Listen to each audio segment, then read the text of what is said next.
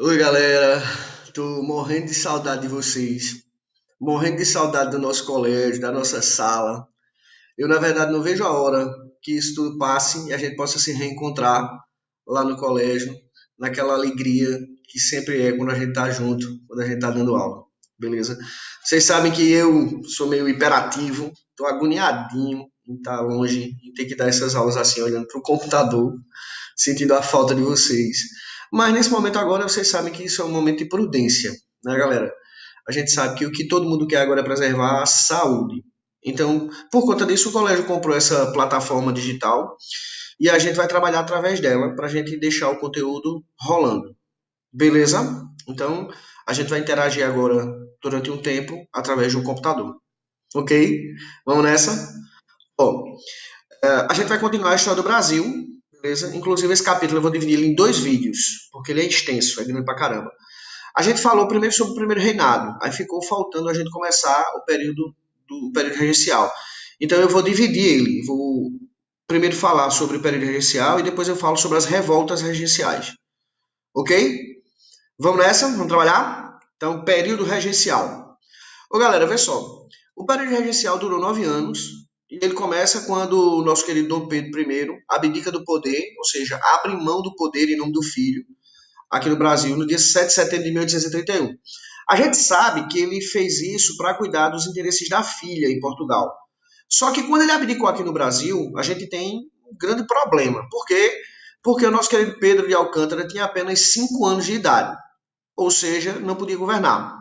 Pela nossa Constituição da época, a Constituição de 1824, aquela que foi outorgada, nela dizia que se por qualquer motivo o príncipe regente de direito não pudesse assumir, se formaria no Brasil uma regência trina, ou seja, uma regência formada por três pessoas. Essa regência trina, ela ia ser montada dessa forma para que tivesse mais segurança, ok? Porque um regente ia supervisionar o outro. Ia evitar que alguns dos regentes gostassem demais da cadeira de imperador e depois não quisessem mais sair. Beleza? Então, essa primeira regência, quando ela foi formada, quando Dom Pedro abdicou, o parlamento brasileiro estava de recesso. Então, foi formada uma regência trina provisória, tá? Que governou o Brasil aproximadamente 2 meses. Ok? Vamos lá? Aí, vê só. Essa regência trina provisória, ela governou o Brasil de abril a junho de 1831. E tinha como integrantes esses três caras aí embaixo. Vê, Nicolau Pereira Campos Vergueiro, José Joaquim Carneiro de Campos e Francisco de Lima e Silva, ok? Esses três aí são os caras que vão governar o Brasil de forma provisória. É a primeira regência trina provisória, tá? Quais foram as medidas importantes que foram tomadas por essa regência trina? Vamos olhar? Olha só. Primeiro, a regência readmitiu um ministério formado por brasileiros, ok? E depois ela decretou a suspensão do poder moderador. Presta atenção, lembra que na Constituição de 1824 nós tínhamos quatro poderes, né? Executivo, legislativo, judiciário e moderador. E o poder moderador era exercido pelo imperador e mandava nos outros três poderes. Só a título de lembrança. O Brasil fingia ser uma monarquia constitucional, mas na prática nós éramos o quê? Um regime absolutista. Por quê? Porque a palavra final sempre era do imperador. Quando essa regência trina provisória assumiu, ele decretou logo a suspensão desse direito. Quer dizer que Pedro de Alcântara, quando assumisse o poder, isso não existiria mais, esse poder moderador. Beleza? Vamos seguir. Pessoal, depois foi formada a regência trina permanente, que vai durar de 1831 a 1835. Essa regência ela foi eleita para um mandato de 4 anos e tinham como principais integrantes Francisco de Lima e Silva, que foi o único que permaneceu, João Braulio Muniz e José da Costa Carvalho. Esses três caras aí, eles vão compor a nova regência trina permanente. Até aí, beleza? Espero que sim. Vamos nessa? Aí, vê só. Quem é que nós destacamos aí nesse momento também? Nós destacamos o ministro da Justiça, que foi o nosso querido padre Antônio Diogo Feijó. Esse cara tem um destaque bem importante. Agora e um pouquinho mais na frente, vocês vão entender por quê. Entre as coisas importantes que Feijó fez, ele criou a Guarda Nacional. Tá? Ele dizia que a Guarda Nacional seria uma alternativa ao Exército. ele dizia que o Brasil precisava de uma força militar que fosse composta de forma rápida e que ela tivesse presente em todos os lugares do país. Então a saída para isso era a Guarda Nacional. Quando ele cria a Guarda Nacional, surge também uma figura muito conhecida no Brasil, principalmente no Nordeste, que é a figura do coronel, que a gente vê muito citado em novelas, beleza? Muita gente não sabe nem a origem desse nome, coronel. O problema é o seguinte, quando a Guarda Nacional foi composta, ela foi composta assim. Títulos militares foram distribuídos para fazendeiros em todo o país que pudessem rapidamente formar pequenos batalhões, tá? Pegaram os caras que trabalhavam na sua fazenda e formar um grupo militar, beleza? Então, essas patentes militares eram distribuídas de acordo com a capacidade do dono da terra de formar um batalhão. Lembrando que o dono da terra tinha que fardar e armar cada grupo militar desse. Então, os títulos foram sendo distribuídos. Nós tínhamos capitão, nós tínhamos tenentes da Guarda Nacional e tínhamos o coronel, que era a patente mais alta, era aqueles fazendeiros que podiam juntar grande número de pessoas sob seu comando se fosse necessário, ok? Só que é engraçado que aqui no Nordeste essa palavra coronel ela acabou na verdade se popularizando muito rápido. Vocês sabem que no Nordeste, nas cidades pequenininhas, nas bodegas, nas feiras, as pessoas mais simples, mais humildes, gostavam de agradar todo mundo que tinha dinheiro, né? Na verdade, isso é assim até hoje. Então, quando aparecia alguém, um fazendeiro, que tinha recebido o título de coronel da Guarda Nacional, todos chamavam ele de coronel. O problema é quando aparecia um outro fazendeiro da mesma região, mas que não tinha esse título. Então os mais humildes ficavam com medo de chamar ele diferente e ele achar ruim. Então todo grande fazendeiro passou a ser chamado pelo povo mais humilde de coronel. É assim que essa expressão coronel acaba se espalhando no Nordeste e acaba sendo diretamente associada aos grandes fazendeiros. Beleza? Até aí, ok? Vamos nessa? Olha só. Outra coisa importante nesse período é a formação do Código de Processo Criminal, que foi editado em 1832, ok? Esse Código de Processo Criminal trazia para o Brasil algumas novidades. Primeiro, reforçava o poder local, dava autoridade judicial e policial aos chamados juízes de paz, e instituía-se no Brasil duas coisas importantes para o processo, que era o júri e o habeas corpus, ok? Tudo isso foi criado com o primeiro Código de Processo Criminal, beleza? Aí vê só, em 1832, Diogo Feijó ele tentou dar um golpe e assumir o poder no Brasil, ok? Como esse golpe fracassou, ele acabou sendo destituído do cargo de ministro da Justiça. Aí você já vai estar pensando assim, eita professor, quer dizer que a história desse cara acabou? Acabou não, esperem que ele ainda vai aparecer por aí, beleza? Vamos seguir. Ah, sim, vê que legal. Isso aí era o uniforme da Guarda Nacional, tá? De 1840 até 1845. Hoje ele é muito semelhante ao dos fuzileiros navais, ok? Aqueles caras que desfilam, que fazem guarda presidencial. Então era bem elegante. Ah, outro documento importante. Apresento a vocês o ato adicional de 1834, tá? Eu quero que vocês lembrem o seguinte, tá? Aí, esse ato, ele é o que a gente vai chamar de ato conciliador. O Brasil, nessa época, era separado basicamente em duas grandes forças políticas. Nós tínhamos os liberais e nós tínhamos os conservadores, que vão mudar de nome muito durante esse período da história brasileira, tá? Os liberais, lembrem, queriam descentralizar o poder. E os conservadores queriam centralizar o poder. A única diferença entre liberais e conservadores é essa, viu, moçada? Ok? Os dois faziam parte do grupo da elite e os dois queriam mais poder para a elite. Eles só discordavam de como fazer isso. Ok? Centralizando o poder, conservadores, ou descentralizando o poder, liberais. Beleza? Aí o engraçado é que esse ato adicional aqui, ó, ele é considerado um ato conciliador, porque ele traz características liberais e conservadoras. É só vocês prestarem atenção aqui, vê. Ele criava a substituição da regência trina pela regência una. Quem lê esse artigo aí diz assim, ó, isso é centralização do poder. Beleza. Mas abaixo tem assim, a eleição do regente deveria ser feita através do voto direto e secreto. ou seja, você está descentralizando o poder. Por isso que a gente chama esse ato de 34 um ato conciliador. Beleza? Vamos seguir? Pessoal, aí, então, com esse ato, nós temos a primeira eleição que ocorreu no Brasil, em 1835. E foi eleito o nosso querido Feijó.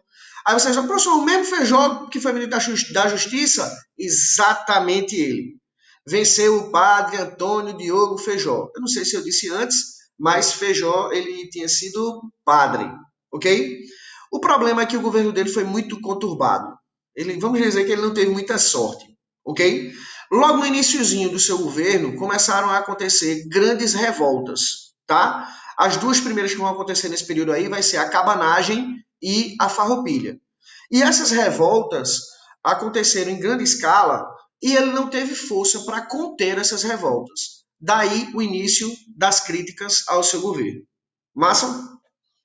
Pessoal, para que Feijó pudesse ter recursos necessários para vencer essas revoltas, ele precisava de apoio dos deputados. Lembrem-se, era dos deputados que se negociava os recursos financeiros para montar exército e etc. Ok? Só que tem um probleminha. A maior parte da Câmara era formada por oposição.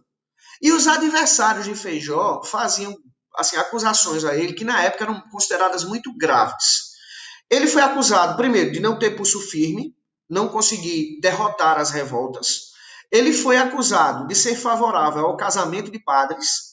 Aí você já devem estar pensando assim, oxi, o que é que isso tem a ver com a política? Nada. Mas lembrem-se, a nossa sociedade era extremamente católica, conservadora. Então isso causava um certo desconforto. Inclusive, ele foi acusado de ter sido amigo de pastores luteranos, ou seja, protestantes. E isso naquela época no Brasil não pegava muito bem. Ok? Beleza? Vamos seguir? Olha só, para dizer a vocês, a gente tem dois grupos políticos no Brasil nessa época, ok?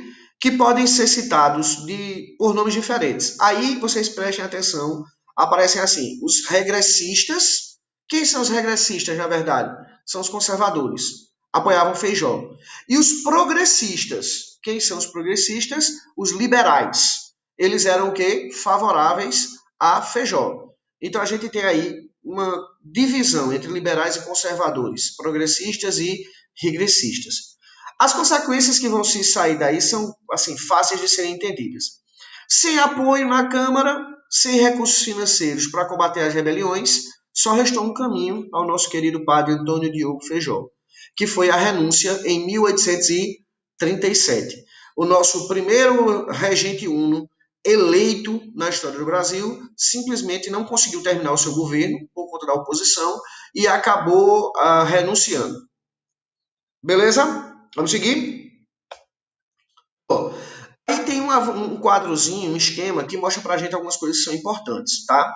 Vê só. A regência trina provisória, de abril a julho de 1831.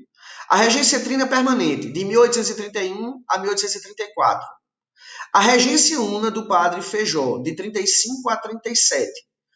Todos esses governos aí são considerados liberais, ok? Nós só temos um governo considerado conservador, que é justamente o governo de Araújo de Lima, ok? Vamos ver por quê? Pessoal, quando o Feijó renuncia, quem assume a regência é o nosso querido Araújo de Lima, beleza?